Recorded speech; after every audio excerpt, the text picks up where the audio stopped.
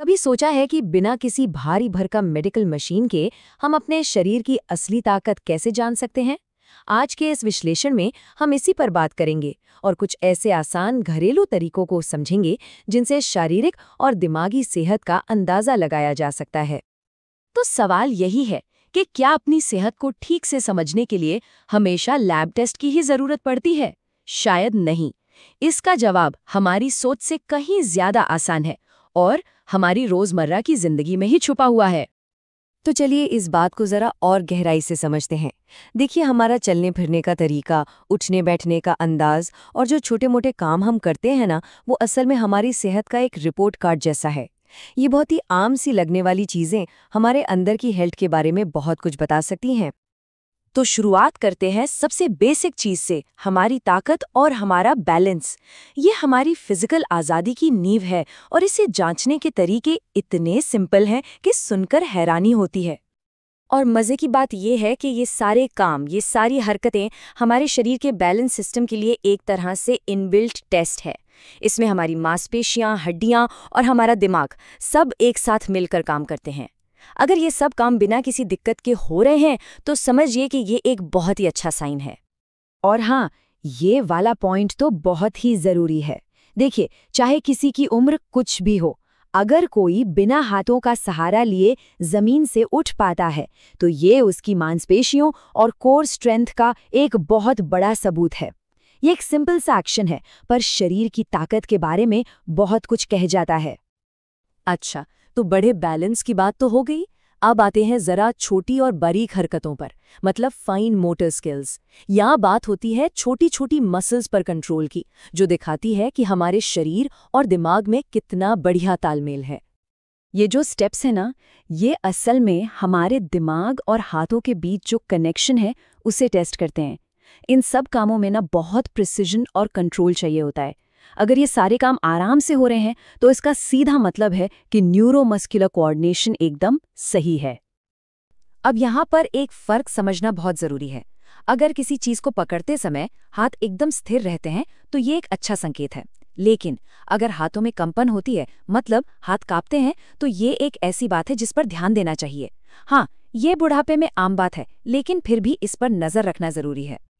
तो ये सारी हरकतें, चाहे बड़ी हो या छोटी, इन्हें कंट्रोल कौन करता है? जाहिर है, शरीर का कंट्रोल सेंटर, हमारा दिमाग और हमारी नसें। तो अब हम इसी सेंट्रल नर्वस सिस्टम से मिलने वाले संकेतों पर फोकस करेंगे। देखिए, एक हेल्दी नर्वस सिस्टम इन सभी चीजों को कंट्रोल में रखता है। ये सारे संकेत यही दिखाते हैं कि शरीर का जो ऑटोमेटिक कंट्रोल सिस्टम है वो एकदम ठीक से काम कर रहा है, और यही एक स्वस्थ तंत्र की निशानी है। अच्छा, अब बात करते हैं याददाश्त की। देखिए, कभी कभार चाबियां रखकर भूल जाना बहुत नॉर्मल है, लेकिन चिंता की बात तब होती है जब कोई जरूरी बातें या हाल ही में हुई बातचीत को बार बार भूलने लगे। इन दोनों के बीच का फर्क समझना बेहद जरूरी है। इतना ही नहीं, हमारी आवाज और हमारे चेहरे के एक्सप्रेशंस, ये भी हमारी न्यूरोलॉजिकल हेल्थ से जुड़े हुए हैं। बातचीत के दौरान आवाज का स्थिर रहना, न लड़खड़ाना और चेहरे पर टॉपिक के हिसाब से सही भाव आना, ये सब दिमाग के सही तरीके से काम करने के संकेत हैं। चलिए, अब आते हैं इस पूरी बातचीत के सबसे ज़रूरी हिस्से पर, ये जानना कि डॉक्टर के पास कब जाना है। ये प्रोएक्टिव रहने और सही समय पर एक्शन लेने के बारे में है। तो यहाँ ये सवाल पूछना बहुत ज़रूरी हो जाता है, जिन आसान से कामों की हमने अभी बात की, क्या वो अब मुश्किल लगने लगे हैं? क्योंकि अगर किसी काम को करने की क्षमता में कमी आ रही है तो ये एक बहुत बड़ा सिग्नल हो सकता है। तो वो कौन से खास लक्षण हैं जिन पर तुरंत ध्यान देना चाहिए? अगर बटन लगाने, सीधे चलने में या कुर्सी से उठने जैसे कामों में मुश्किल बढ़ रही है तो इसे बिल्कुल भी नज़रअंदाज नहीं करना चाहिए। यहाँ सबसे ज़रूरी बात यह है कि ये लक्षण किसी गंभीर न्यूरोलॉजिकल प्रॉब्लम जैसे कि पार्किंसंस के शुरुआती संकेत भी हो सकते हैं।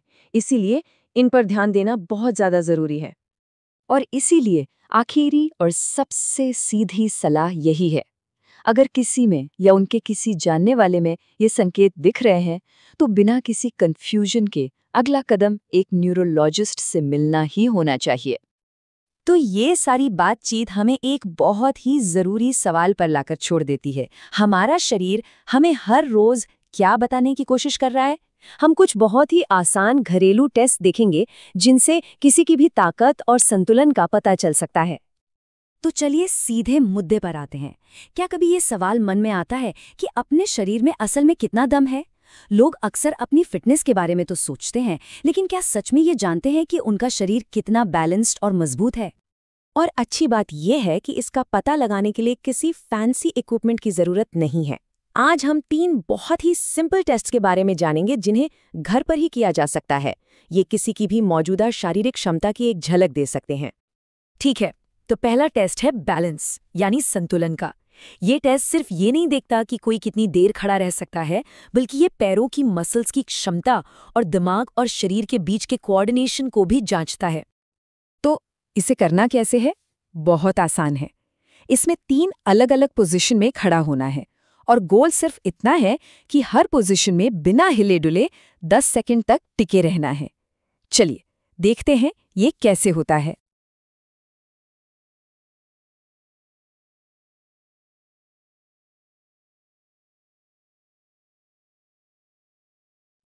अब बात करते हैं इसकी स्कोरिंग की, जो कि काफी सीधी है। अगर हर पोजीशन में 10 सेकंड या उससे ज्यादा टिक गए तो मिलते हैं 2 पॉइंट्स। 3 से 10 सेकंड के लिए 1 पॉइंट और अगर 3 सेकंड से भी कम टिक पाए तो स्कोर है 0। इस स्कोर को याद रखना है। बैलेंस के बाद अब बारी है हमारे दूसरे टेस्ट की, वॉकिंग स्पीड। ये सुनने में शायद बहुत ही आम लगे, लेकिन चलने की रफ्तार असल में मसल्स और हड्डियों की ओवरऑल ताकत का एक बहुत जरूरी इंडिकेटर है। इस टेस्ट के लिए बस 4 मीटर की दूरी नापनी है, जो मोटे तौर पर 4 बड़े कदमों के बराबर होती है। फिर अपनी नॉर्मल आरामदायक स्पीड से उस दूरी को तय करना है और टाइम नोट करना है। बस ये ध्यान रहे कि ये कोई दौड़ नहीं है। यहाँ स्कोरिंग इस बात पर है कि कितना वक्त लगा। 5 सेकंड से कम में दूरी तय करने पर मिलते हैं पूरे 4 पॉइंट, 5 से 6 सेकंड के लिए 3 पॉइंट और इसी तरह आगे। और अगर कोई चल ही नहीं पाता है तो ये एक गंभीर स्थिति का संकेत हो सकता है। और अब आता है हमारा आखिरी और तीसरा चैलेंज, चेस्ट स्टैंड टेस्ट। ये टेस्ट सीधे सीधे शरीर के सबसे बड़े मसल ग्रुप्स यानी कि पैरों और कोर की ताकत को मापता है। ये वो ताकत है जो रोजमर्रा के कामों के लिए बहुत जरूरी है। इसके लिए एक मजबूत कुर्सी पर बैठना है, फिर बिना हाथों का सहारा लिए लगातार 5 बार पूरी तरह से खड़ा होना है और फिर बैठना है। सबसे जरूरी बात यह है कि इसे जितनी जल्दी हो सके करना है और ये देखना है कि इस पूरे प्रोसेस में कुल कितना समय लगता है। इस टेस्ट का स्कोर भी टाइम पर ही बेस्ड है।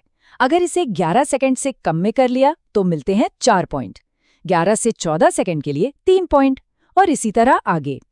और अगर 1 मिनट से ज्यादा लगता है या ये हो ही नहीं पाता तो स्कोर है 0। ठीक है, तो तीनों टेस्ट पूरे हुए। अब वक्त है इन सभी पॉइंट्स को एक साथ जोड़ने का और ये देखने का कि फाइनल स्कोर आखिर कहता क्या है। तो बैलेंस, वॉकिंग स्पीड और चेस्ट स्टैंड, तीनों टेस्ट के पॉइंट्स को जोड़ना है। टोटल स्कोर 12 में से होगा। चलिए अपने स्कोर को कैलकुलेट करने के लिए कुछ सेकंड लेते हैं।